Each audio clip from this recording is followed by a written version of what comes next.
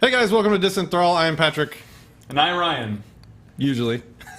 And today we are trying, I know we've started doing some live stream formats recently, but we're actually going to start trying to do this more weekly, maybe even bi-weekly, just as often as we can put together good content for you. Today we got a lot of good stuff, and I think we're going to get started with where are we starting? Where are we starting? Right here? Dress it up, subvert it, deny it all you want. Marriage is an institution that has curtailed women's freedom for centuries.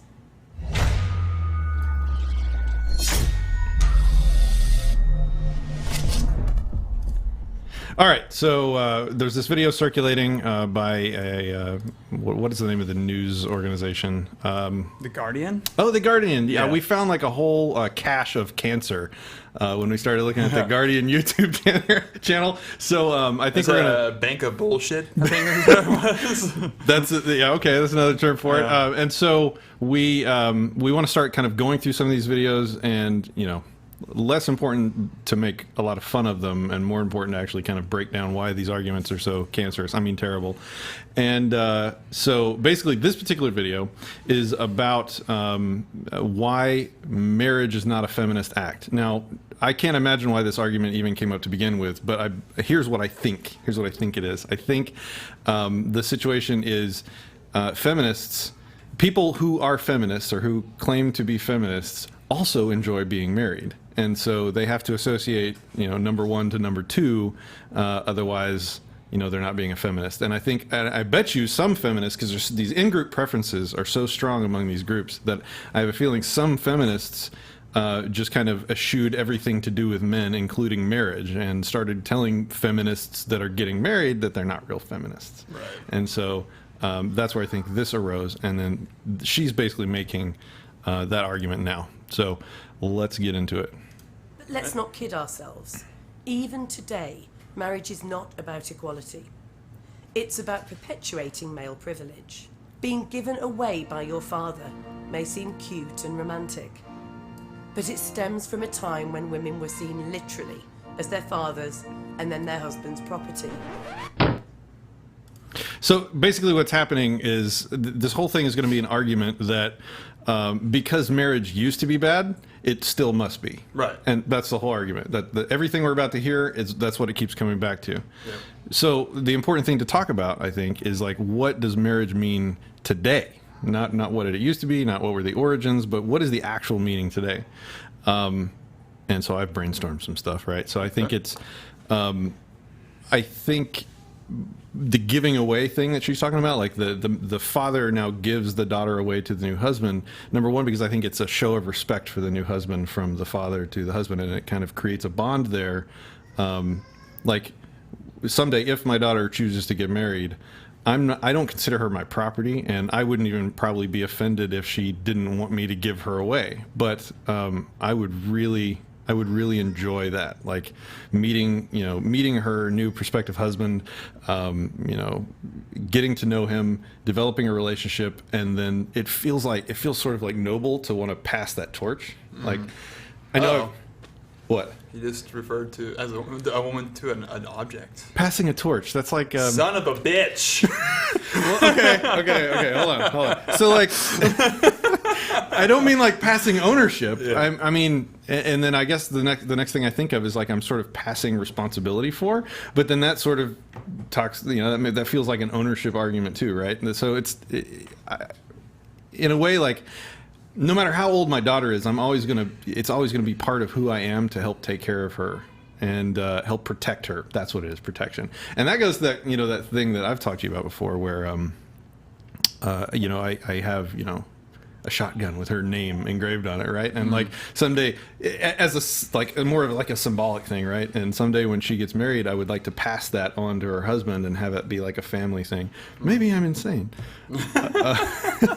but that's kind of along the same lines. Like when she finds someone that she finds to be like worthy of being her permanent significant other, right? I just, that feels good. I would love to have that tradition of sort of passing the torch of, protection and all those manly things, right? Yeah, I think that they love to bring up a lot of ancient bullshit when they're making their arguments. Like because a group of white people decided to have black people as slaves, they're like, oh, well, all white people today must be racist. Like that kind of shit. They always bring up really ancient bullshit to try and make a point. Well, absolutely. And, at the end of the day, and we could probably say this after every single clip that we play from this process, is that if whatever you call yourself, feminist, non-feminist, whatever, if you don't like marriage, don't fucking get married. Yeah. That's it. That's it. You don't need to shame other people for what they do or don't want to do. This is that in-group preference that's so very strong among especially like feminists and female-oriented groups. It seems like there's this very strong need to define what is in and what is out. And if you're out, you're out. Right. So I think this only hurts their own cause. Anyway. Yeah. Next, let me find it. Sorry. New technology. But let's not kid ourselves. We just did The that. majority of brides still opt for a white gown. Beautiful? Yes, indeed. But the implication that brides should be virgins is both ludicrous and insulting to women. That a female who has had sex is somehow spoilt goods goes against everything feminists claim to stand for. But let's not kid ourselves. Oh, hey. Even today, Hey, we're good at marriage this. is not Loop it about We can wait. Yeah. So again, first of all, it's spoiled goods. Spoiled. Spoiled goods. It's spoiled goods. I want to see them spoiled goods on the glaciers. the glaciers. Yeah. Again, marriage is not what it used to be. This is probably one of the most ridiculous things I've ever fucking seen in my life, though. Like, don't they just want to, like, okay, first of all, I know, like, 2% about marriage. So, but don't they just want to wear a white gown because no one else is allowed to wear white in the whole wedding party, so they stand out? You're talking about tradition. Like, Yeah. what tradition is your wedding? I have, as a photographer, I've shot multiple weddings of just a wildly different styles. Yeah, I've had true. crazy informal casino weddings where they bring in a bunch of fake gambling games and just have a great time. Right. I've seen the very reserved Catholic weddings that are very formal and long as hell, and you have to do X, Y, and Z in A, B, and C order. And so it's all tradition. Imagine being a groomsman at one of those things. But here's the point: like 100 years ago, maybe it was an issue. Today, do whatever you want, wear whatever you want. Well, they're saying it like they think that we expect them to be a virgin. No, I don't. Not at all. I don't expect that. Yeah. And because you're wearing a white gown, it doesn't mean that I automatically assume that you're a fucking virgin. Not happening. Not anymore. Yeah. maybe it used to. But I mean, I guess there's this thing like the first time you get married, you can wear white because you might be a virgin. The second time you get married, you're not allowed to wear white. Oh yeah. Maybe. Is that a thing? Yeah, because you can't be a virgin anymore if you've been married before. Yeah, but they wear white to every single one of their weddings, right? Exactly. The beautiful thing about weddings tradition today. has been spoiled or spoilt. The beautiful thing about weddings today is that no one is going to tell you that you have to do something like wear a non-white dress if you haven't had your virginity verified by the village holy man. Yeah. The truth. Oh, that's awkward. Hey, take a look. It's coming out. After you've had it verified, are you still a virgin? Damn it! The truth and importance of these matters today are pretty much left where it belongs, between the two people involved in the wedding. Yeah. And that's it. You want to wear purple? Fine. You want to wear white? Fine. It's so controlling. Just let people do whatever the fuck they want, but they gotta be like, no, feminism. Yeah. So, again, we're just complaining about the way weddings used to be and not the way they are now, right? Definitely. I know feminists who've taken their husband's name. Bitch. No, it's like that was it. Let me do that again. Oh, was that I it? know feminists who've taken their husband's name. Oh no! They've taken their husband's. Better hyphenate that shit. look, this is not a requirement anymore. Again, it hasn't been for a very long time. Do what you want and celebrate your ability to do so, which you didn't used to have, because you've already won this battle, feminists. If they take their husband's name, they're a sellout. You're basically being branded, so anyone who sees your name knows immediately who you belong to. Are you fucking serious? You whenever I heard literally this- just showed a dude holding a cow down with his foot while he sears a branded brand it. onto its flesh while talking about a bride taking her husband's last name. And, Oh my and God. taking is the operative word. Like, I say taking explicitly here because, again, it's something that as you point out later in the video, it's something that you have to work at to achieve. It's not even assumed that a wife is going to take her husband's name anymore. I can just imagine a wedding and be like, you better get a low back dress because you're getting Rogers brand on your back. It's like, And then men have to like design their own brand. Yeah, and then exactly. Yeah. It's part of the whole ceremony. They have to like actually make the brand out of steel and shit like that. I don't know. Marriage It's can never ridiculous. be a feminist act. It has formed the backdrop to women's oppression for centuries, and it continues to do so. Forced marriage, child brides and polygamy all show how human rights violations of women and girls all too often go hand in hand with marriage. Ladies and gentlemen, we have stumbled upon the archon for what is and is not a feminist act.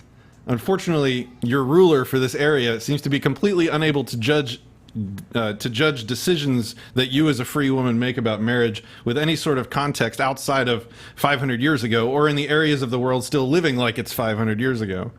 Forced marriage is wrong. Child brides are sickening. But for some reason, rather than making a video talking to the people that are involved in those things in this current day and age, she's talking to the rest of the normal feminist westernized women who don't have a goddamn thing to do with any of it. The vast majority of which would and do condemn those things. Furthermore, she's trying to make the case that because some sick perverts want to force marry little girls, that somehow taints your ability to freely form a long-term relationship with someone of your choosing. I can't even understand where she comes from on this. It's very difficult for me. I always try and empathize with the people I'm talking to. I got nothing on this. Yeah. And as for polygamy, what would she have to say for the big movement on the left towards polyamory? It would seem to me that if it's possible and cool for multiple people to all be in active love with one another at the same time, that the natural outcome of that situation would be for them to want to form more permanent relationships in that polyamorous, polygamist kind of setup.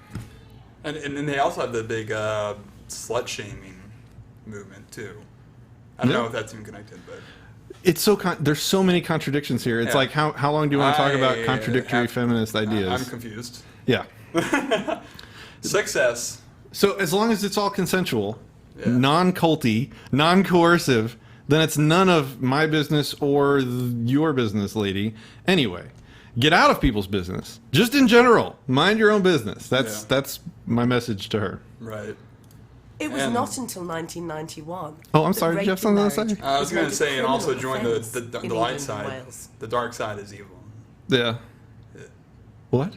She's like, she looks like the Emperor from Star Wars. That's all I'm saying. I was really trying to get through this without talking about how she looks, because literally every Facebook video online that does a response to the her, comments, the first and last thing they say is, "God damn, she's ugly." I didn't say that she's ugly at first. I just said join the light side because the dark side is evil. You're right. You actually didn't say that Emperor Palpatine was and then ugly. she's You like, just said she looks like him. Just have that. Okay. All right. sorry. I'm pressing play now. Here we go. You ready? Here we go. We're doing it. It was not until 1991 that rape in marriage was made a criminal offence in England and Wales. I can't believe you said that. Yes, we're doing it live. Oh man! All right, you just peaked the brand new. I did. I peaked awesome the shit out mic. of that. I'm sorry, everyone. That was loud. And Boom. it's his fault. 1991. 1991. Good year. So in 1991, she said that see, I don't even remember what she said because you're asking. I'm sorry, yeah. Hold on, I can just hit this button again. It was not until 1991 that rape in marriage was made a criminal offence in England. In England. In England. So Fuck England. Number one. this is an interesting point. In 91, let's see, how long ago was that? 91, 01, 11, 15 years 16, ago. 25 years ago. Did right? I too? Good job. 25 years ago. So it's like 2 generations ago, right? Yeah. Can anyone guess how long ago it became illegal to rape a man in the United States? I don't know. 4 years. Yeah. 4 years ago, until 2012, the federal government of the United States of America did not consider it rape to anally or orally penetrate a male without his consent. Still to this day, the vast majority of male rapes aren't even counted in rape statistics. Yeah. 4 years. And she's worried about something that happened 25 years ago. Just putting a little perspective on it, feminists. Perspective's good. And today, it's still perfectly legal for a man to rape his wife in 47 countries worldwide.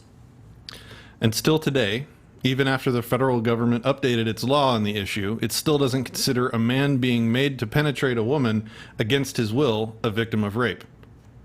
In America. Yeah. Not Right? in any of those Yeah. places that, you know. She'll show like stock video of all these like white housewives and obviously like not a third world country, and then she was like, but in these third world countries. Yes. Again, making a video not to the third world countries, doing it to us, Yeah. right? Yeah. And still today, in England, Wales, Scotland, Northern Ireland, a female cannot even be legally charged with rape. That's where she's from. Score. She can only instead be charged with other lesser offenses, such as sexual assault or assault by penetration. Feminist haven. And that means assault by penetration doesn't mean like she made the guy penetrate her. It means she penetrated the guy Yeah. with a device. No, that's good. That's the only thing you can charge a female with. And I bring this stuff up not because it somehow excuses or makes better the complete evil of ignoring the rape of wives in all those countries, but because the mantra of modern day feminists is that they're not for female superiority, but that they're for equality between the sexes. And if you're really looking out for both sexes and not just your own, there are some very clear cases where men have significant inequalities, hardships, and injustices happening now in the Western world among the people you're making your video for. Men can be prosecuted in Western countries for raping their wives, but women cannot be prosecuted for raping their husbands. So if you're actually for equality and not superiority, and if you're making a video intended for Western audiences, the reasonable thing to do would be to start with the worst cases of inequality. Just something to think about when you claim to be for equality as a feminist. We know that's bullshit. So if you want to get married, then just get on with it. But please stop pretending that because you're a feminist, it's some kind of subversive statement. All right, so at the end of the day, this video seems to just be infighting from one feminist to the others. So fine, whatever, eat your own. I certainly don't care. I love Snoop Dogg, despite his woman-hating lyrics. Bitches ain't shit but hoes and tricks. That was the shit right there. So, do you find it odd She likes Snoop that Dogg? she is so feminist that she's calling other feminists out for getting married? But I love Snoop Dogg, despite his woman-hating she, lyrics. but Bitches ain't shit but hoes and tricks. That was a weird. But That was a she- weird excerpt. and you say we don't need a soundboard. Yeah. I'll do it for you every single time. Let's do it. Oh, you'll do that? Yeah. Okay, I'll call you on that. Yeah. No, but like I just find it odd that, you know, she's so feminist that she's against other ladies getting married, but she likes Snoop Dogg's music, right? Yep. But I don't pretend that listening to him is a feminist act. And women should stop pretending that marriage is anything other than a tool for their own oppression. So this is really just the one true Scotsman argument. You're not being a feminist if you don't do it the way I say you should. Yet another example of the fractured, self-conflicting nature of the current state of third wave. Are there really? third wave feminism? Sorry. Are there really No, it's like fine. feminists out there that they'd be like, I got married as a feminist act. Like they announce it, like this was my feminist act, getting married to this man. I'm pretty sure. Really? I'm pretty sure. That doesn't make any sense. Well, if you're calling yourself a feminist, everything you do becomes a feminist act, doesn't it? Oh, sure.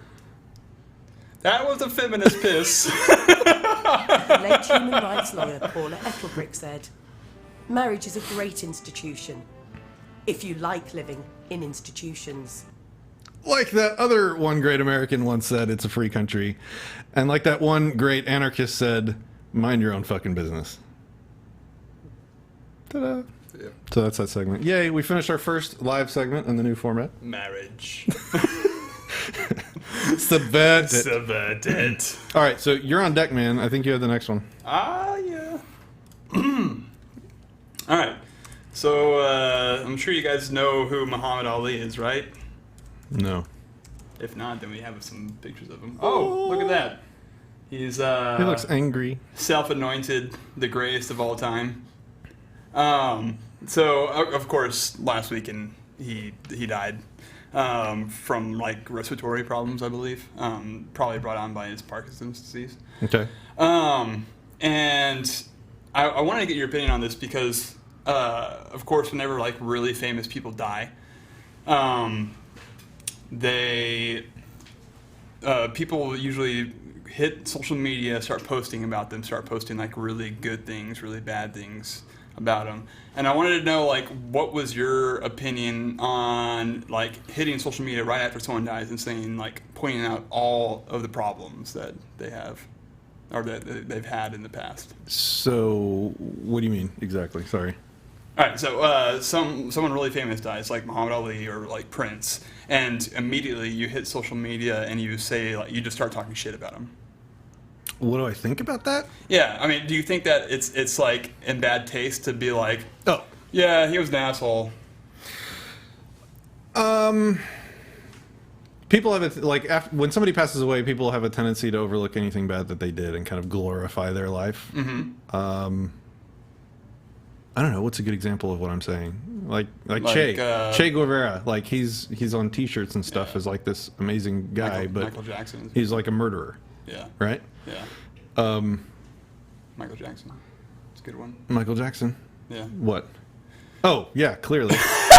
What did he do? Ow! Oh, sorry. What did he do? So people's natural reaction when somebody dies and other people glorify and ignore the bad stuff is to correct them. And I think maybe the correction's sometimes too strong, but it's also important because there's certain points in a story arc where more people are paying attention. Like Michael Jackson had a platinum album. People are paying attention to him when that story hits. So those are the times you have to put out but this is what happened, right? Like, Yeah. that's your moment to get your message out about the person. So like if we had made a video about Muhammad Ali last week and said, oh, he did this bad thing and that, I'm not saying he did bad things. I really don't know yet what he did or didn't do. I haven't been paying attention. But I'm just saying, like, if he did something terrible and we did a story about it 2 weeks ago, no one would have even clicked on the video. Right. But if we did it now when people are searching and Googling and reading news stories about him, then maybe they'd get our message. Yeah, that's what I was wondering. It's like you had, like, in particular, I'm talking about a Facebook post. It's like you had 10 years where you were like knowledgeable enough and probably knew enough about Muhammad Ali to talk shit about him before he died. Like you could have said all your grievances against him during that time, but you waited till the exact moment whenever he died. Like, I don't know.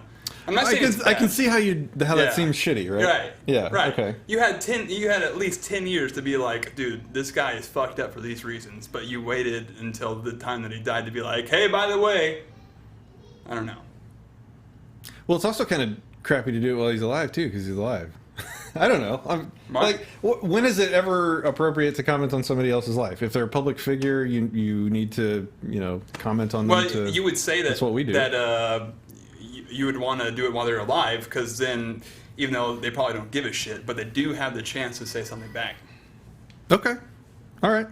I think you had like a Facebook post or something. That's the only thing that I can say about that. Yeah. So this is one of the first things I saw on Facebook whenever Muhammad Ali died. The guy said, and it's funny because out of all the bad things that Muhammad Ali did do, he chose this, which is hilarious. He just says the short sentence, he was a draft dodger. And I kind of wanted to give like a brief history of him dodging a draft and what happened. Do it, because I want to talk about draft dodging. Right. Yeah. Go for it. It's good. It's good stuff. Okay.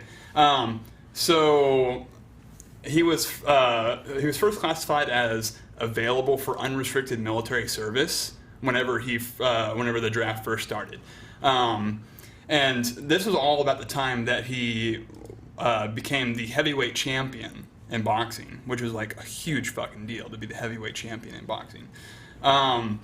Later on, he became reclassified as fit for service only in times of national emergency after he took the aptitude test, and he was said to have an IQ of about 78, which is in the 16th percentile.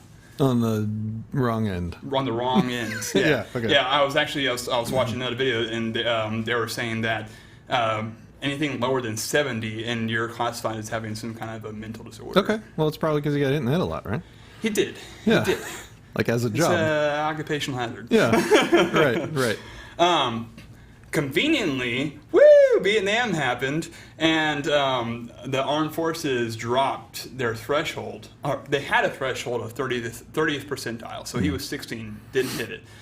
So conveniently, they dropped Wait, it. you can be too dumb to join the army? Amazingly. Really? Yeah, That's a thing?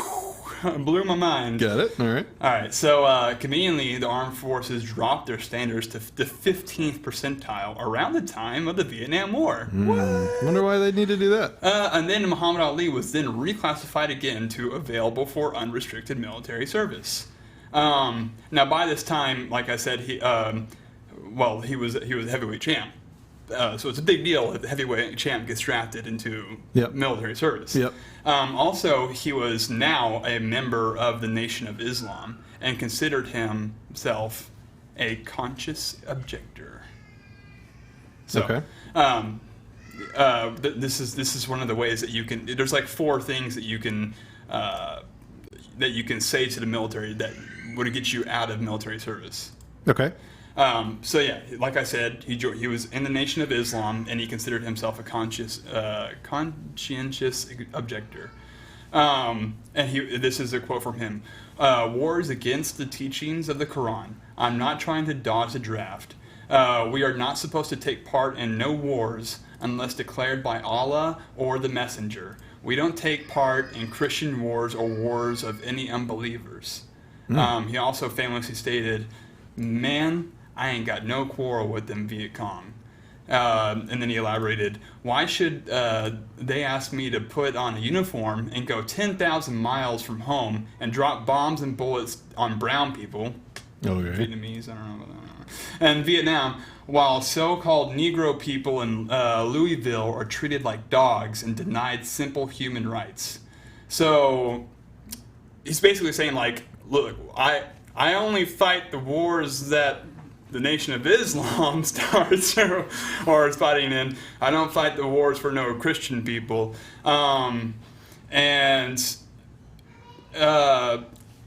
Basically, the military is like, we don't recognize your objection to serving in the military. You mean you can't just tell them you don't want to kill people and they let you not go? Yeah, well, that's funny because that's one of the things that I'll mention later. Oh, okay. Sorry. I'll shut No, up. it's all good.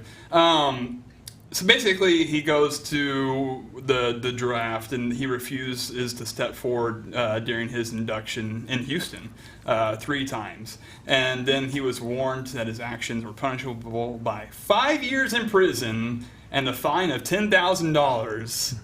Holy shit. And this is back in like the late 60s, 70s. So basically, we'll put you in a cage for the duration of the war. Yeah, right?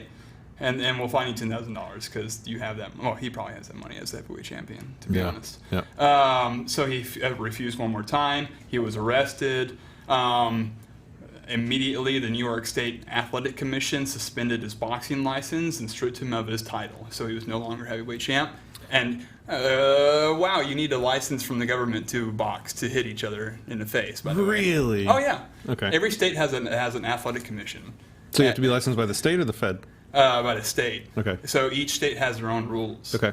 Like pissing tests and stuff like that. And Yep. like to steroids and stuff. All right. So Ali would not be able to obtain a license to box in any state for over 3 years after he was stripped of his license. The jury found him guilty. Court of Appeals upheld the decision, but then finally the case went to the Supreme Court and was overturned. They didn't address his actual grievance with the war and the draft. They instead let him go because the appeals court gave no reason for the denial of the conscientious objector exemption. And the four things that you can try and get out of military service for is freedom of thought, number one. Wait, what is that? That sounds like an easy one. I know, right? I freely think that this is bullshit. I'm not going to the war. Column A. Yeah, Check. you can be a conscientious objector for like if you have like a disability or for religious reasons, which is what he was trying to get at. Yeah, I was gonna say. Yeah. If it's for religious reasons, it's conscientious. I guess. Yeah. I guess they have to review and approve each objection reason or something. Anyway. Yeah, all right. yeah. There's definitely some government board that like reviews these things. They don't just be like, oh, okay. You don't just check a box. There's definitely no conflict of interest in the government deciding if you have to work for the Oh, I know, government. right? Yeah. Should we use you in our war? His coach said that he was robbed of the best years of his career, which he was pretty much. I mean, that was his prime years, when the years that he didn't have a license to fight. And then in a secret operation codenamed Minaret, the NSA monitored the communications of leading Americans, including nominee Senator Frank Church and Howard Baker. The NSA existed back then? Yeah, Dr. okay. Martin Luther King, prominent U.S. journalists, and others who criticized the U.S. war in Vietnam. A review by the NSA of the Minaret program concluded that it was disreputable, if not outright illegal. Yeah, so that was like There's so much to talk about here. right. Yeah, totally. So my problem with that Facebook post is I agree with you that it might be okay to like check people's overwhelming appreciation for the person, because you got to be careful for who you idolize. But as a voluntarist, I'm like, dude, do it for the right reason. Don't just be like, he was a draft dodger. Who gives a fuck? Yeah, exactly. Who cares? Right. Congrats on draft dodging, not for the right reason, but congrats on not having to go to war, because that's some bullshit. Vietnam was bullshit. Yeah. Congratulations, you didn't kill anyone. Yeah, you weren't forced to go kill someone for your country. Yeah, I mean, if your morals are, if your ethics are so flimsy that that 5 years and 10 grand is enough to break them, like, that's probably a bad thing. You know? If you'll basically, this is an extreme argument. If you'll kill somebody to save 10 grand in 5 years of your life, that's your price. Yeah, Boom. that's true. Stick that in your pipe. Smoke it. That's scary. I mean, that's like an argument that I have to have in my head if the draft was. I'd be like, man, if I don't go off to war right now, I could be in jail for 5 years and given a $10,000 fine. Yeah, right now. Am I cool with that? If they decide, yeah. But am I cool with like doing like one of the worst immoral acts ever, But- killing someone? As soon as any number of people actually started doing that, they would raise it to 25 years and $1 million or something, Yeah, they wouldn't reconsider that Stay in jail till the war's over or inappropriate something. action. Yeah. All right, so I have some like legitimate issues with Okay. Muhammad Ali that would have been better served in this Facebook post. All right. All right. So his main objection to going to war was he was a Muslim through the Nation of Islam, which Nation of Islam is like notorious for being this kind of violent organization of black Muslims who believe that they should separate themselves. Better hire some bodyguards. Yeah, right. Come on. Okay, all right. They wanted their own like section of the nation to themselves, and it's funny because they were all black Muslims, and yet the Nation of Islam is known for having slaves themselves and treating them absolutely horridly. Okay. In history. But here's some bad things they did. Okay, so the Nation of Islam actually gave a speech to the KKK about their shared goal of miscegenation, which is the separation of the races. Okay. So Muhammad Ali was actually a black racist. He believed in racial segregation. Oh, wow. Yeah, he was very controlling of the women in his life. Because as a Muslim, you have to wear the traditional robes, and he would get very angry if any man looked at his wife, and That's a good person to have angry at you, right? Yeah, definitely. Yeah, a boxer, right? He didn't have his license, so he couldn't actually hit you. Yeah, right. Yeah. He didn't have the right because the licenses is what prevents them from boxing. Yeah, exactly. Actually, sorry, I keep just tripping you up all the time. No, he actually before he got his license reinstated, they had a fight in Georgia that they bought off all these politicians and stuff to have this fight without his license. Oh, okay. Yeah, which is kind of funny that they just had to pay the right people. That's how it works. Yeah. But he's very hypocritical because he actually broke many of the Muslim rules himself and was a huge womanizer. And he also lied about it, and he definitely didn't honor his religion. He had 3 failed marriages because he cheated on his wives, every single one of his wives, so many times. Of course, he has a whole history of racism. There's quotes of him saying homophobic things. There's a history of anti-Semitism. So basically, it seemed that him and the Nation of Islam was just basically used as a tool of the left, and Muhammad Ali was himself used as a tool of the Nation of Islam. Okay. Yeah. So those are a few legitimate things that you could actually say about Muhammad Ali that would put him. So was he part of that speech to the KKK? Where yes. was the? Oh, there's a picture of him shaking a hand with a KKK member. Agreeing on segregation. Hey! Really? And then it's a wall comes up and they segregate. Okay. All right. No, but there's that famous interview that he did where he was like, I don't want my children to be mingling with any white people. Oh, really?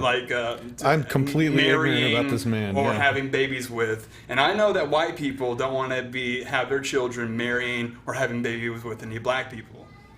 Wow. And people are like, it's okay. He was a draft dodger. Yeah, he was a draft asshole. It's just Right. Anyways, that's my spiel about Muhammad Ali. That was good. I had something on the NSA part at the end. What was that? Government was riddled. In a secret operation codenamed Minaret, the NSA monitored communications of Lee. Yeah, so they basically did exactly what they're doing now. Yeah. Back in the 60s. That was my point. Yeah. So, again, we have yet another example of the Constitution not protecting people. Oh, yeah. If we do one thing on this channel ever, I don't care, it's stop people from hitting their kids and make people understand that pieces of paper don't actually protect your rights. Definitely. Done. Yeah, well, you know about Two things. God damn it. Who was the head of the FBI? A politician. No. I'm right. No, who was the guy? He was the guy that dressed up in dresses and was freaking God. They made a freaking movie about him, and Leonardo DiCaprio played him. Okay, I don't know. Anyways, let's have another quick chat about abortion. I would rather not. Would you like that segment? I would rather not. No, I want to bring it down just to talk about a very serious topic. I'm going to have a lot of, especially libertarians, maybe some anarchists, disagree with me on this, and I want to say up front that I welcome that conversation. I'm going to keep bringing up instances like this because they're clarifying to what is this 18-foot thick layer of fog that's constantly sprayed by the left over this topic. Even many libertarians, even many anarchists there's a lot of fog around this, and it's hard to discuss because it's just such a firebrand issue. And on one side you have people you don't care about, my right to my own body, which if I care about anything, it's people's right to their body. That's where property begins, is right here in this meat bag. So that's one side. And on the other side, you're like, you're murdering babies, you know, which is probably the worst crime I can imagine. So it's an insanely hot topic. But these instances are clarifying. So bear with me.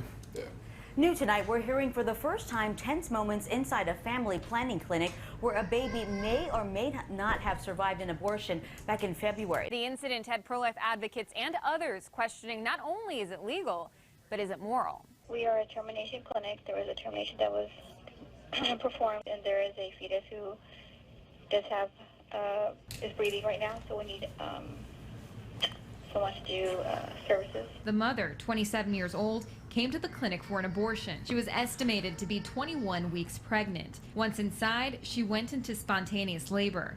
The documents state the doctor checked for the fetus's heartbeat and found none. But when the baby was put on a scale, a nurse said, quote, "Oh my God, this fetus is moving." The fetus is breathing, so we need care for it now. The dispatcher asks if the fetus has been harmed in any way. The worker answers no. We can't provide that care except for oxygen, and we're trying to keep the fetus stable until someone arrives. So tense moments. It was tense moments. It was just some tense moments. Yeah. That happened. Wait, is there more to the video, right? Or is that? Yeah, there's one more clip I'll play. Okay. Yeah, so that one was kind of long. I'll get to it. So, quote, "There's a fetus who's breathing right now, so we need someone to do services. Oh my God, this fetus is moving. The fetus is breathing, so we need to care for it now. We're trying to keep the fetus stable until someone arrives." The definition of fetus is an unborn baby once it has reached a certain developmental stage. But you'll notice that people that work at abortion houses will always continue to use the word fetus because that's part of this fog that I'm talking about. This euphemistic language that's used to distance these people's consciences from what they're doing. Now, whether or not you believe it's right or wrong, that's euphemistic language.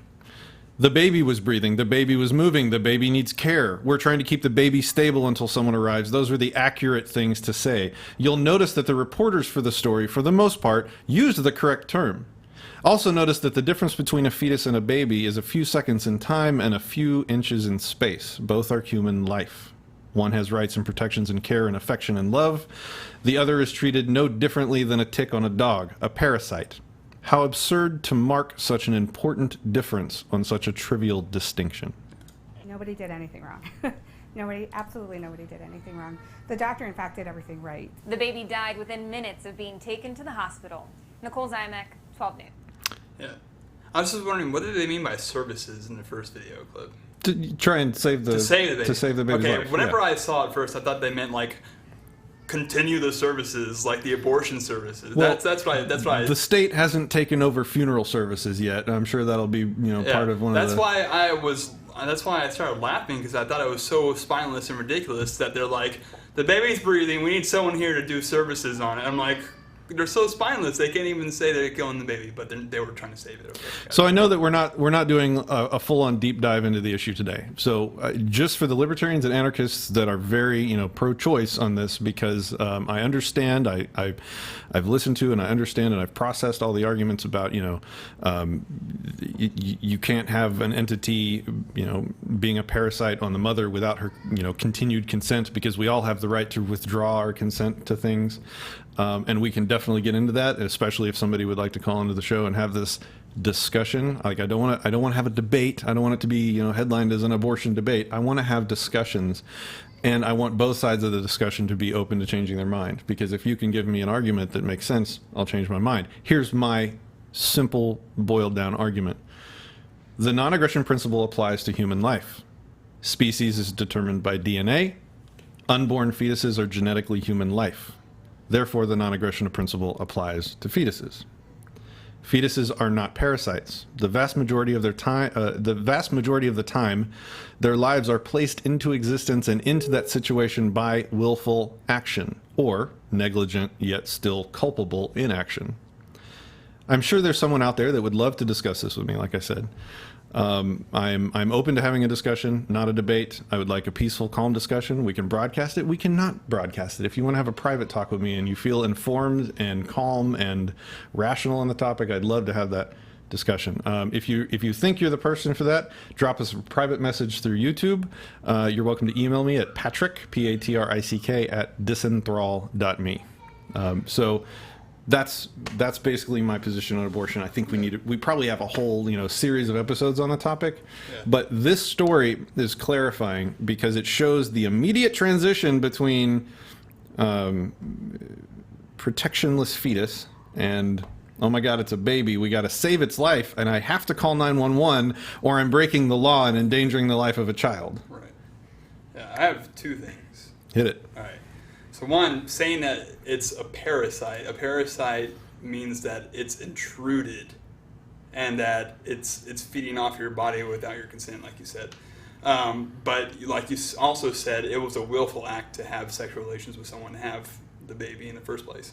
And also, like I said before, I think I mentioned this like last week, that I think that this whole abortion argument has really gotten messed up by it being this really polarizing two-sided argument versus the extremist religious people and the like kind of left-leaning, oh my God, pro-choice, this is my body, my choice people. Mm-hmm. It's always brought to those two sides, and the moral implications of what's going on is never considered. It's always like you're fucking with the Bible and God, and this is my body, my choice. That's all it's ever said. The moral implication, and my kids are in the background, that's great. Yeah. I don't know if they can hear it or not. Yeah.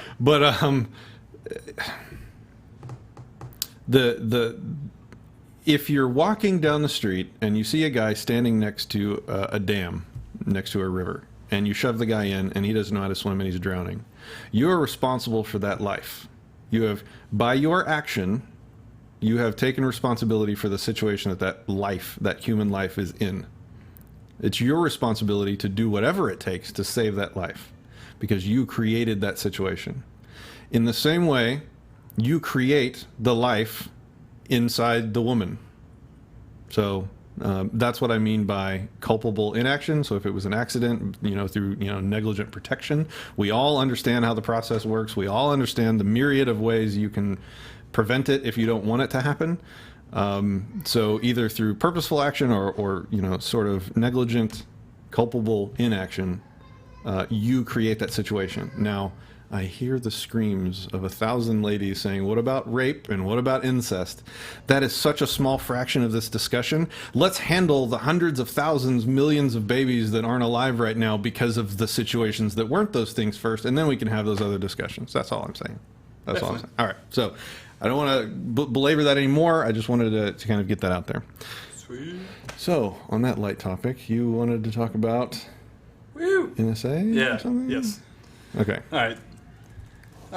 So something pretty cool happened recently. Vice News put out an article. If you can show just a little bit of the article. The article, got it. All right, yeah. They put out an article because they did a Freedom of Information Act request for a ton of emails, talking points, and various records that had to deal with the NSA's communication about Snowden claiming that he went through the proper channels to express his grievances against the NSA and what they were doing and spying on the United States people.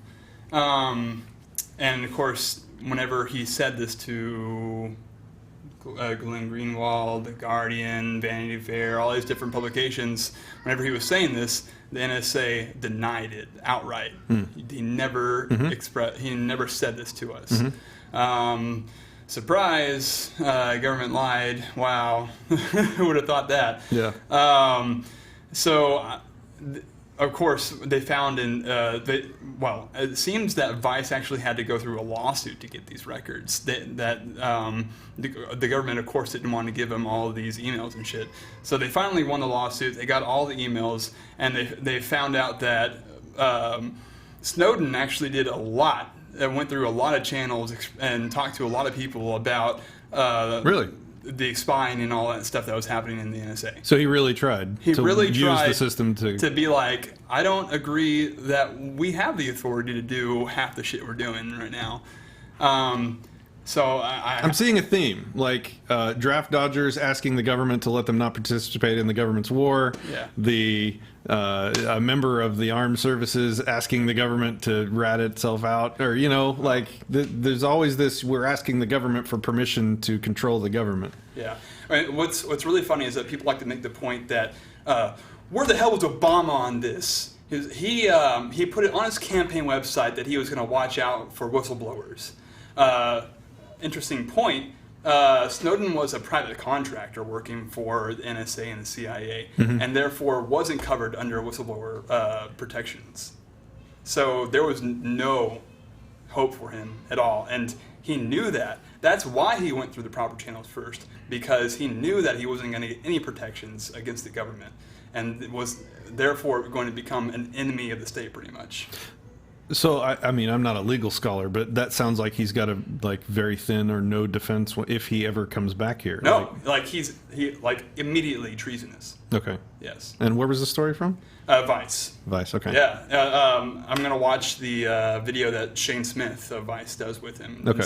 I saw they were going through Shane Smith's phone, and Snowden was talking about how there's no way that you can tell if your phone has been hacked into. Right. And he starts dismantling his phone and be like, I'm going to take apart the camera right now. Then I guess he's trying to hack-proof his phone, which is hilarious. Wow. Yeah. Yeah. So I just thought that was really interesting and crazy that we have to go through all that bullshit just to see that the government is lying to us. Yes. yes. All right, give me 1 second here. Sure. And I will be ready to show the next thing. All right. Next up, I want to talk about this just weird article. First of all, it's weird to see someone publishing a communist. I mean, I'm not saying they should be banned from publishing. It's weird to see communists. It's just strange in America to see. Well, it's Huffington Post, so I mean I guess that's what you get. But It's just wild. And again, as an anarchist, I don't depend on the Second Amendment or the piece of paper it's written on to protect me from the government, to protect my rights to defend myself. But this is an interesting argument against self-defense. So he's writing against the Second Amendment. I'm going to discuss it as if it were against sort of the right to defend yourself, okay? So I'm just going to kind of read through the beginning of his article, not the whole thing. So he basically quotes the Second Amendment: a well-regulated militia, being necessary to the security of a free state, the right of the people to keep and bear arms shall not be infringed. He says, the Second Amendment is highly contested. Well, anyway, there is no doubt that people do have the right to carry and have a stockpile of guns. So this is right off the bat, I'm like, okay, this article's on Huffington Post, and he says there's no doubt that people have the right to carry and have a stockpile of guns. So I'm like, who is this guy that's writing? Huffington Post was hacked. I didn't know if you knew that or not. Yeah, right. And a state has the right to organize a well-regulated militia. But the main issue is on the right to self-defend with a firearm. I like how you just giggled. Which is the main point of the Second Amendment. Stockpile them guns, but don't ever use it to defend yourself.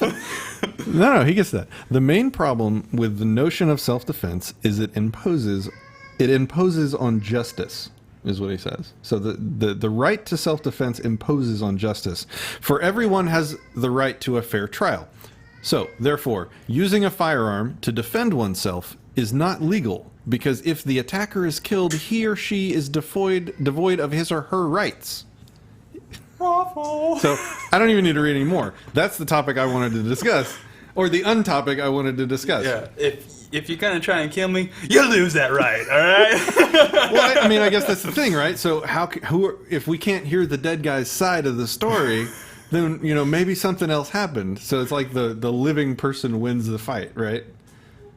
Yeah, I mean, that was me doing my best job to play devil's advocate. There's an if we have no if we don't think into it, if we don't investigate what exactly happened, then yes.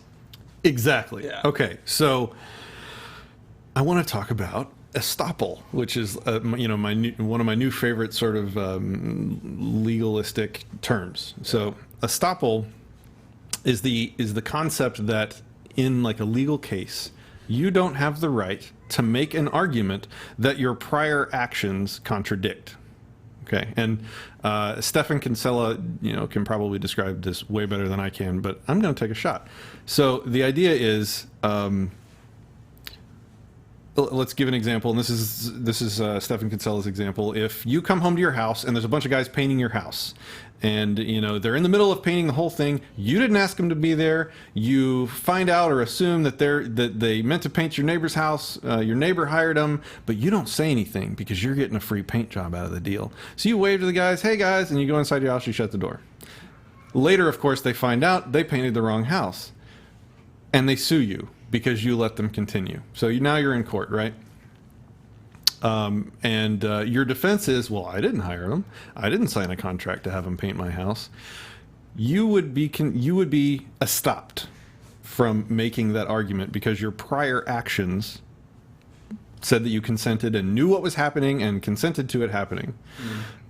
So that's a powerful argument that you can almost base, and like the non-aggression principle and everything, you can almost base on this concept of estoppel. Here's why. In a situation, let's say you're in your house, a guy breaks in, and he's about to kill you or injure you or whatever. His actions show that he is consenting to a person using force against another peaceful person. That's his actions. So you, as that peaceful person, use force back against him to stop him from killing you. So in court later, let's say the guy lived and was in court and said his family was suing you. Sure. And they say, well, he shot my son, and so he's not here to defend himself or whatever. The estoppel defense basically says his actions preclude or in a way allow you to use defense in the other direction. So if he sort of presumes the right to aggress against you, a peaceful person, then you don't need any other justification than that to do the same in return. So there's this awesome sort of two-way road to the non-aggression principle, and estoppel is a cool way of thinking about it. So that's my. I'm probably going to try that again in the future because I don't think I did a very good job. But that's good. Yeah. So the example, the painting, is no action consent. Do what? With the painting example. Yeah. By not saying anything, is that consent? Like tacit consent would probably be how you'd say it. Okay. Like you see him painting your house, somebody's paying for it, but you don't say anything. Yeah. I mean, is it fraud? No, because you probably didn't go out of your way to convince anybody, but you definitely tacitly consented. You can use the reasonable person defense there. Something like that. Yeah. All right. So that was that. I wanted to kind of talk through that because I thought it was a really cool. It was an interesting argument that only a communist would make, right? But I can bring his lifeless body to the courtroom and we can have a trial. Death jokes. Okay. All right. So this happened. On behalf of the DePaul College Republicans, I'd like to introduce Milo Yiannopoulos.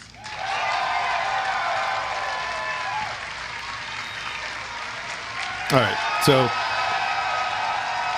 Milo Yiannopoulos freaking Milo is a conservative media personality that has been appearing all over the place debunking feminist mythology. He started over in the UK on various news broadcasts, and over the past 3 months he has really been blowing up over here in the US, figuratively blowing up. We'll get to that later. In between dropping facts about the statistical differences or lack thereof between men and women, he basically just talks a bunch of shit and pisses off social justice warriors everywhere, and everyone on the left. On this particular day, he was at DePaul University, one of his stops on his, quote, dangerous faggot tour. I have shirts if you ever want to buy one of those. Modern feminism has become ever more hysterical about ever tinier things. This hysteria about microaggressions. Well, they're called microaggressions because you can't even see them. And the reason you can't see them is because they're not there. There's nothing happened.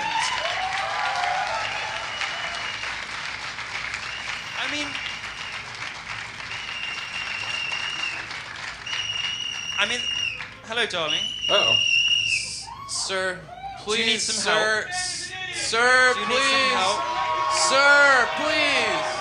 Here comes the backup dancer. We'd like to ask you to please That's what she does. She dances. Okay. Don't spoil it. Sir, please.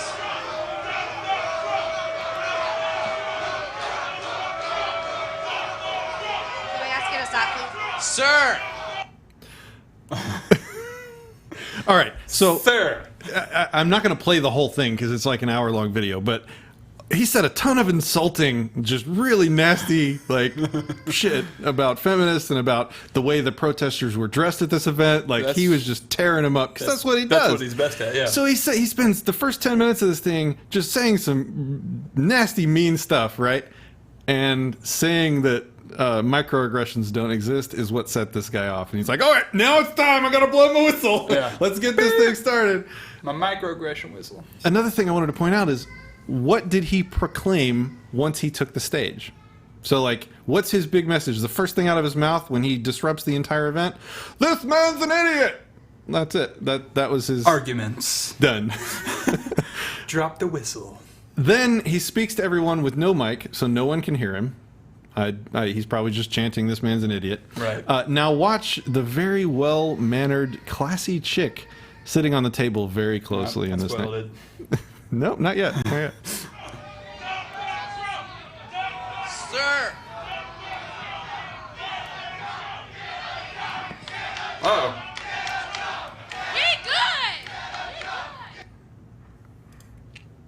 Can you interpret what she said? We good. We good. We good. Okay. So at what point is what's happening illegal? Because she just stole that guy's microphone. I mean, right? Yeah, definitely. Well, isn't it? It's a private event, so right? Doesn't it have something to do with it? But it's at a public college, so I think it's technically a public event, right? Like it's publicly funded or whatever. I don't know. Pretty sure. Is DePaul public? I No, probably should have because looked that up. if it's the College I'll look that up Republicans, right now. the College Republicans is a private organization, right? Ooh, unless they're funded by the university, that could happen. It's a private university in Chicago, Illinois. Oh wow, that's definitely legal. So they could have. I mean, if they rented out a public institution, they should definitely have control of the event. Definitely. Right. All right. But And they could control of who attends the event. so you're sitting there. You're kind of in charge of this event. You got a mic, Good and luck. she starts taking it from you. I know. What does Ryan do? Oh snap! Is this why I'm here? All right. So what you gotta do? Seriously. You gotta go under the armpit. Hip thrower. Hip throw? Okay. Neon belly, strip that microphone out of her hand. No, I don't know, man. I don't know. It's a sticky situation because I'm sure they got like a huge mob there. Yeah. And the minute that you take action against them, they're gonna freaking riot in that place. So they're probably trying to weigh their actions in a smart way. I'm sure that the security doesn't want to kick them out because then they'll be labeled as racists and stuff like that, and it'll be plastered all over the media. So I have no idea what I would do in that situation. I would not let go of that microphone, that's for damn sure. So now our mild-mannered lady has a microphone and is starting to get amped up. Yep.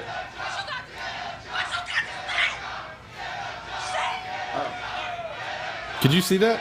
She like yelled at his face. Could you see, like, she got in his face? Yeah, she was all up in his face. Look, can you see it? I don't know if you can see it on the monitor. Yeah, I can see it.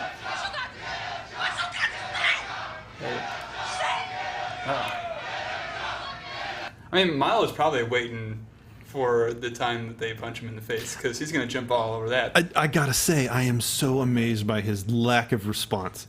He just basically turned his head away and was ready. Like, Yeah, you know what I mean? Yeah, he starts putting his sunglasses on too, as Yeah. a way to just like outright ignore them. Yeah. Yeah. Well, at what point is this illegal? Like, at what point is this in your face, you know, force, initiation of force? I mean, there's the difference between assault and battery because one is like the actual initiation of force against you. Like, of course, I'd use it that way, but the other one is the threat of force against you. But they're both illegal. So I didn't give this much of an intro yet, but you know, these are Black Lives Matters protesters. Right. You know, making the point. I don't know what point they're making. I guess we'll find out dump. hopefully in the next few minutes. Did they say dump the Trump? We'll get to it. But the point is, this behavior on stage, I don't care what group you are. I don't care if you're the, I don't know, the Mother Mary at the Catholic Church, or the KKK, this behavior hurts your cause. It doesn't help it, because this is all over the internet. This is the face of Black Lives Matter, and we'll get to that more later. So, all right. I think that their reputation has already been spoiled. See, we need a soundboard. Spoilt. No, I got it. Spoilt. It's here. Okay. So, you've stormed the stage, ripped the mic from someone's hands, blatantly threatened the guy. Everyone is there to watch. Now you're in control. What do? Talk about why you're there. Right. Make some good points. Make a better argument than, you're an idiot. Use the mic to challenge Milo on something important to you. Well, there's also this.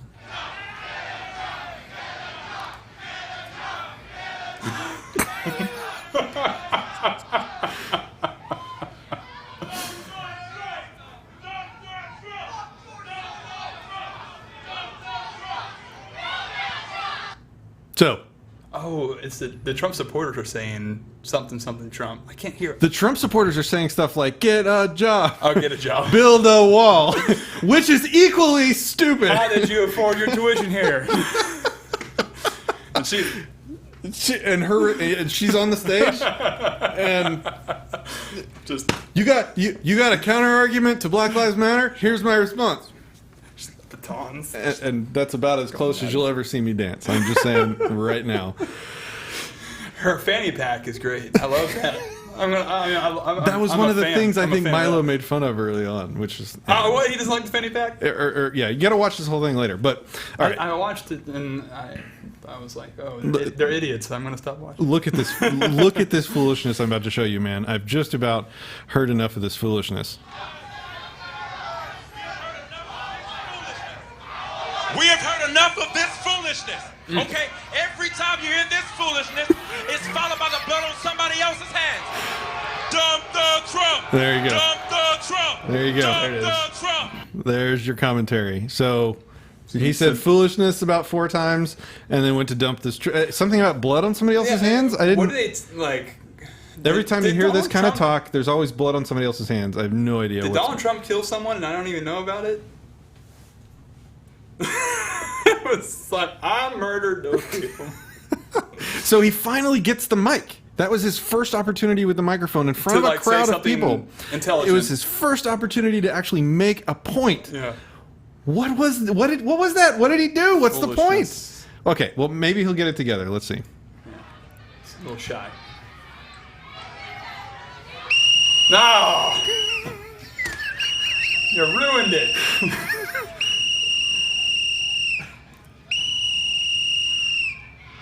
I got all day. I got all day. My lungs are healthy.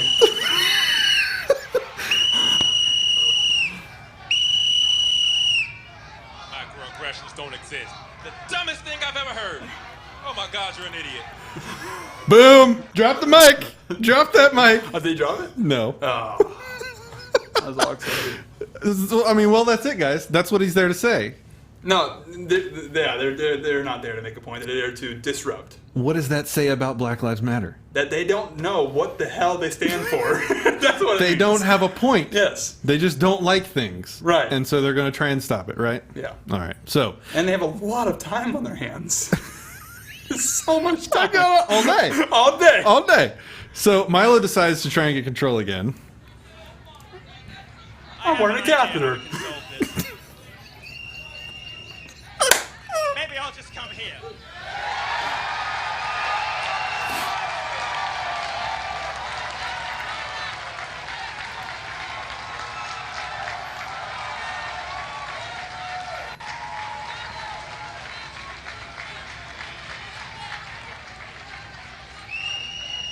You see, I don't have a problem with anybody on the basis of their skin color. Who would? I don't have a problem with anyone on the basis of their sexuality, although I know she's got some interesting things to say about fashion, which perhaps betray. In that fucking outfit, she wants to be careful.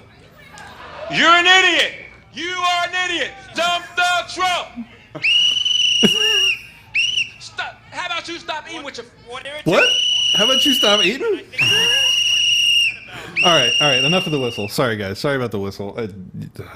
So, again, he had a microphone, and this time he had Milo in front of the crowd, ready to engage. He could have had a dialogue right there. Yeah. He had a microphone. Did he dialogue? No. Yeah. So is he afraid? Is he just unprepared? Doesn't seem like he's afraid because he got up on the stage right. and stood up in front of Milo. I'm going to try and avoid any more whistles. So Milo heads back to the stage and starts answering questions for fun while this is going on. Oh my goodness! I'm going to debate him soon, I think. So I don't want to be too mean because he's going to come for me. He's going to come for me. I don't want to be too mean. But you see, it's fine now. We're having a nice time. You're just very beautiful stage dressing for me. If you weren't such an obnoxious cunt, I'd hit on you.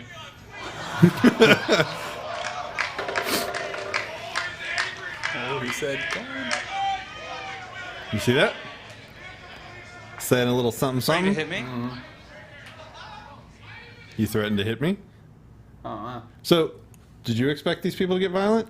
Oh, wait, that's like the first thing they did when they got on stage. Yeah, right. Wait. Stole a mic. Yeah, right. Shook Got your in his fist in face, somebody's got in his face. Yeah. And then as soon as he talked a little shit back to them, threats of violence, right?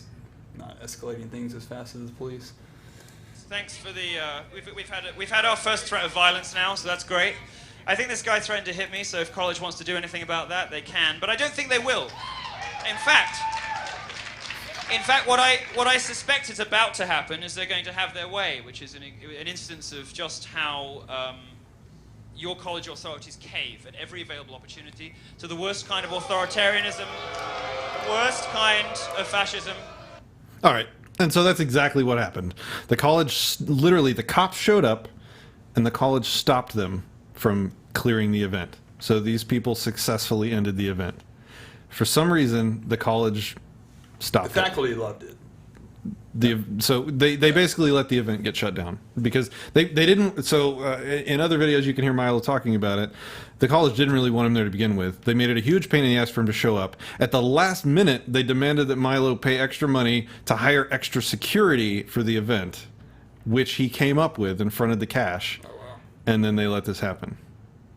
Wait, so he had his own. He didn't have his own personal security there. It was just to hire the university provided more security. I think so, yeah. Yeah. So they were still under control of the security of the university. So at the end of the day, what do we have here? We have Black Lives Matter showing that they're just disruptors, that they don't have anything to say, that they're either afraid of or unable to actually engage in dialogue once they do get the opportunity. This is a complete waste of time for them. I think the worst video, the video that sheds them in the worst light is whenever they went to that library where people were studying, and not even like they're not talking about a thing, and they go into the library and start chanting. It's like, who are you trying to make a point for? Like, it's rare that I see one of these videos where somebody's not getting threatened. Like somebody's getting pushed around, somebody's getting intimidated, somebody's blocking the way, very obnoxiously. Yeah.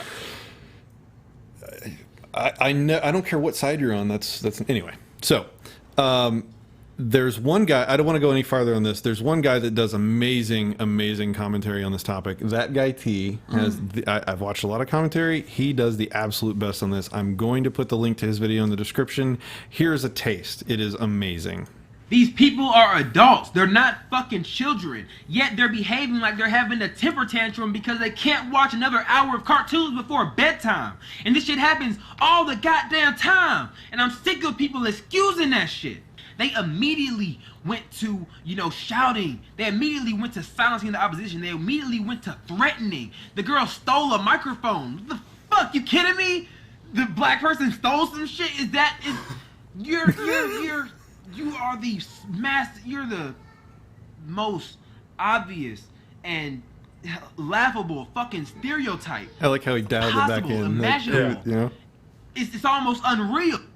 All right. Nice. So that's the Milo at DePaul story. Ruffling some feathers. Oh yeah. All right. Oh man. All right. So I guess we're almost done for the day, right? And I was thinking about talking about this, but I just ran out of fucks to give on this particular topic. Right. I'm not sure where they got off shooting that gorilla. Harambe or something, right? I mean, it's clear, right? Everyone was saying it seems like the boy was safe.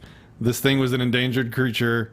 No one thinks they had to shoot him, right? I mean, the only ones I'm hearing saying that they should have definitely shot the gorilla are just the people. Where are the people in the situation who are like, think about the children?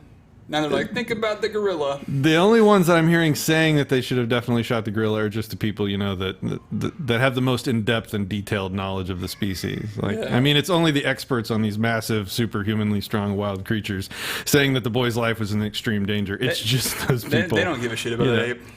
Let's be honest. I mean, but look at these photos. Like, this sweet face. Harambe. This sweet face. What's his name? Harambe. Harambe. Harambe, yes. Harambe. Oh wow, they had like a memorial. Oh yeah. Oh yeah. Oh wow. Look at that. It's the minute that you give him a name. That's the problem. So that's a photo of this little kid who fell into the cage, being dragged around by this creature. Now I have some interesting quotes here who might shed some light on this. This is by, let's see, these quotes are by Jack Hanna, the zoo's director emeritus. He said, quote, "These animals, these silverback males, the power that they have, they can take a green coconut and squash it in their hand like a marshmallow. You can't even bust one open with a hatchet." Another quote from the same guy, Jack Hanna, zoo director. "I'll bet my life right now, if I had to, that child would not be here today if they hadn't have shot the gorilla." Mm-hmm. So this is a guy who ran a zoo years ago, and I'm not showing a picture of this because I'm not talking about this. I already said, well, I guess I am. But this guy ran a zoo where a gorilla straight up jerked a little boy's arm right off his body. Yeah, they can do that. Of course they can do that, right? Yeah. All right. Yeah. So apparently, you know, we're having this national attention being given to shooting this endangered gorilla because they were trying to make sure that the boy survived, right? Everybody's saying, well, you could have just tranquilized it. The experts are saying the tranquilizers take 10 minutes to kick in, plenty of time to kill the kid. And you know? they also said that most likely the gorilla would have landed on the kid, and it was like a couple 100 pounds of gorilla on the kid. 550 pounds or something is the average silverback, Yeah. something like that. Yeah. That would have crushed the kid. Marshmallow, That would coconut, yeah. crush a yeah, gone. I saw pictures. Don't Google it. Of a gorilla jerked the arm off this little kid who stuck his arm in the pen with a silverback. Oh man, you can't have bars in a gorilla. That's exhibit. stupid now. Yeah. This is like 20, 30 years ago. Oh, right. They didn't know better. Well, they learned. Honey, This was go probably pet the gorilla. Go pet the gorilla. just a silverback. His name is Harambe. Come on. Oh, wow. I mean, okay, so I'm not talking about this. My only outrage is the outrage people are showing when people are killing other people. No, yeah. Cops are killing people. The state is robbing us all blind. But all everybody can seem to talk about is fucking Trump versus Hillary and the murder of this goddamn gorilla. Now there really is a good point in the story. Oh, please. Because there's several camps. I want to hear it. One camp is, hell yeah, kill the freaking gorilla because for some reason human lives matter more than animal lives. I don't know why. And then there's some people that are like, you should have tranquilized the gorilla, like save the gorilla. What the hell are you guys thinking? And then there's other people that are like, where was the mother in this scenario, and where were the parents? Why didn't they do anything? So we're going to talk about it. All right. Yeah. So I read an article from some bread. I did not prepare this article for this. I just was reading it randomly. It was on Medium, which is like this website where anyone can write articles if they want to. I think it was a comedian woman. Anyways, she's a mother herself, and she was so tired of people saying, "Where was the mother in this scenario?" And because people never say where was the father and where were the parents. But I think they were both right there. Right, but the so we know where they were. Okay, here's one point. I'm not saying like where were the parents in this exact situation where the kid fell into the pen. Why was he playing around the pen and fell into it? Because like she's mentioned in an article, accidents do happen. But this is totally reflective of what they have taught this kid up to that point. Because there's some reason why the kid thought it was cool to climb around above a freaking gorilla exhibit and then fall into the gorilla exhibit. Okay, so I mean, one of the groups of people is saying the kid was an idiot. Another group of people is saying the parents were negligent. Another group of people are saying that the zoo is negligent. Yeah. Where are you? Any of those? All of those? One of those? I mean, I guess it really depends on what you would label as reasonable on the zoo side of like enclosing the exhibit. So I think if you're a business that expressly markets to families, including children, that it's your responsibility to provide a nice environment for those. In fact, when I enter a zoo, it's sort of assumed in my mind, it's part of sort of the contract in my mind that I have with the zoo when I arrive, that I'm not going to be taking my child into a dangerous environment, that that they've done due diligence to keep all these animals separated sufficiently so that I can bring my kid there. I'm going to guess that the kid went out of his way to subvert the soundboard. To subvert any kind of enclosure that they had to keep the people out of the gorilla exhibit. And so then there's the parents weren't paying attention. Yeah. I place the least blame on the kid because he's a kid. I place the second most blame probably on the zoo because as a parent I trust the zoo to keep my kid safe. Yeah. But maybe it's kind of split with the parents because there's plenty of other dangers that the zoo is not responsible for at the zoo, like creeps and other dangerous children and whatever, right? So anyway, well, you would think that I talked about it. I think officially. Okay, so at a base level, the zoo has to keep the gorilla from being able to get outside of his enclosure. I think that's... And they've done that. Okay. And they at least... And they did a minimum, probably, amount, maybe not the correct amount, but the minimum amount of work to keep people from going into the gorilla exhibit. Dude, if a little kid can subvert your protections, you probably haven't done due diligence. Like if an adult came in there with like power drills and like started, unscrewing things and like taking apart the bars. You're right. All right. I'm working it out. I'm not. Can we stop talking about I'm not saying anything. Cops are killing people. Sorry. Anyway. Yeah, you're right. Yeah. All right. So. Yeah, this story blew up way more than it should have. That's for damn sure. Okay, I forgot a story. It's on my list. Have you heard of a guy named Milo Yiannopoulos? He was on a college campus recently. The guy we just watched. He was on a college campus recently giving a talk on feminism, and some protesters caused him some trouble. DePaul University. No. Oh, well. This was at UCLA a few days after the previous story. Oh, right, because he's on a tour, right? Oh, yeah. This time it was actually different, though. The protesters actually this time took the time to dialogue with him and at least really tried to make their case. It was pretty amazing, actually. I don't know if it was Black Lives Matter, but they actually tried this time. So hot damn, here we go. Yeah, check this shit out. Oh, we should film